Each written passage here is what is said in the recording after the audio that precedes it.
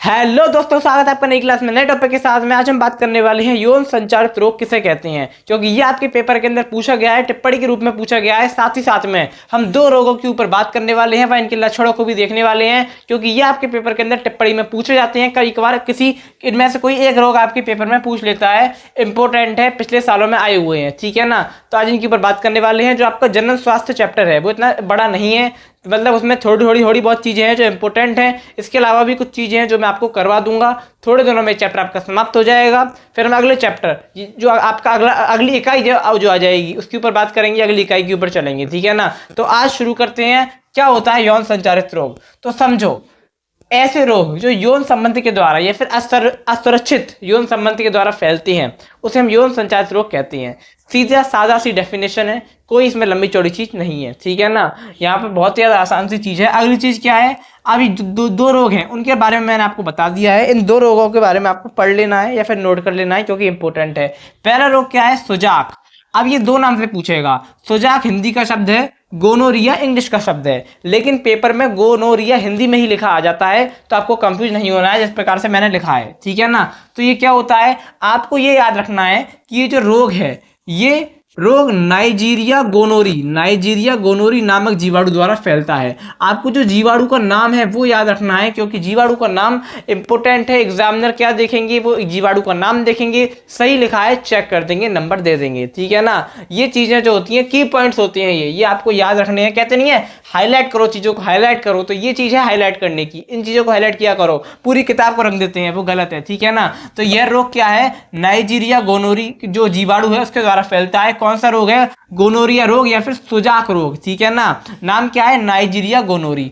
अब इसके लक्षण देख लो। तो इसके लक्षण क्या है? पहला लक्षण है, पुरुषों में इस रोग के संक्रमण से मूत्र मार्ग में सूजन आ जाती है, ठीक है ना। अगला लक्षण क्या है? मूत्र त्याग के समय अत्यंत पीड़ा व जलन होती है।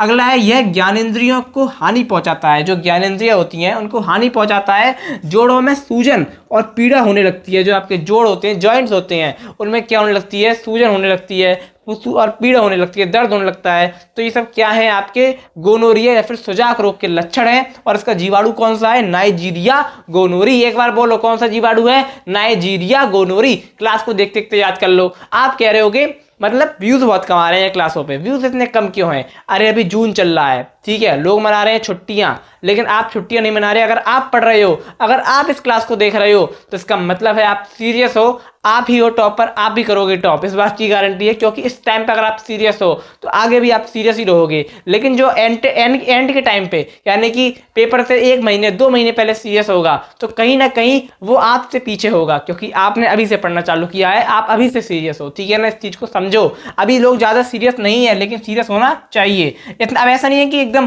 पढ़ने लगे रहो पूरे दिन, नहीं।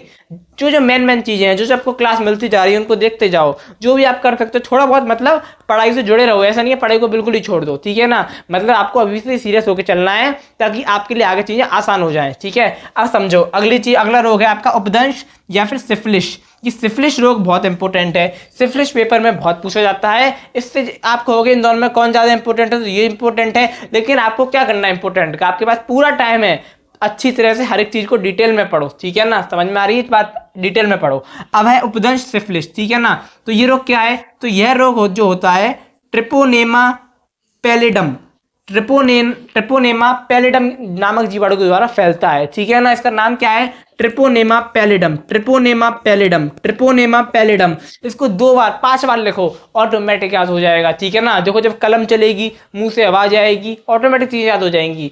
याद नहीं होते ना नाम, कठिन याद होंगे, क्यों नहीं होंगे, ठीक है ना। बस करने का प्रयास करो। ऐसा नहीं है कि करने का प्रयास किया करो, कोशिश किया करो, ठीक है ना। देखो अंडे और वादे टूट जाते हैं, लेकिन जो कोशिशें होती हैं वो कामयाब होती हैं। तो प्रयास किया करो, मैं भी हर बार बोलता हूँ, ठीक है ना। अगली चीज है, इसके लक्षण क्या क्या हैं? तो रोगी के जनन अंग में लाल दाने हो जाते हैं, ठीक है ना।